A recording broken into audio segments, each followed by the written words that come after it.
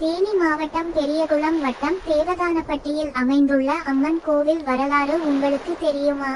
இப்போதுதான் என் சேனலை பார்க்குறீங்க என்றால் சப்ஸ்கிரைப் பண்ணுங்க. ஒரு மாடு வனப்பகுதியில் தனியாக சென்றதற்கு பிறகு ஒரே மாடு மட்டும் புற்றில் பால் சொரிந்து வருவது கண்டதும் அதிர்ச்சி அடைந்த அந்த மாடு மேய்ப்பவரின் கண்பார்வை மங்கியது.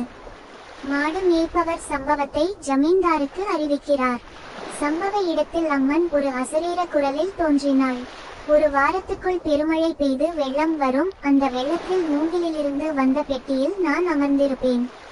அந்த பெட்டியை மூங்கிலனை கொண்டு நிறுத்தி வழிபட்டால் குருடனுக்கு கண்கள் திறக்கும் என்று வேலையோசையாக சொன்னபடி வெள்ளம் வந்தது. அதில் மூங்கிலிழைத்த ஒரு பெட்டி மிதந்து வந்தது. அதை மூங்கிலனை அணையிட்டு நிறுத்தினர். அதை தொட்ட மாடு மேய்ப்பவனுக்கு கண்கள் திறக்கும் அரிய அருளை பெற்றான்.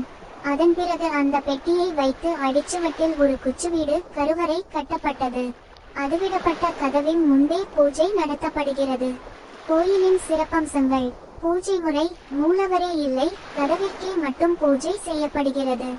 அன்ன நைவேத்தியம்: அன்னஞ்சல் வழங்கப்படாது, தேங்காய் உடைக்கப்படாது, பழம் உரிக்கப்படாது. பூஜைக்கு பிறகு மட்டுமே அவை உடைக்கப்படலாம்.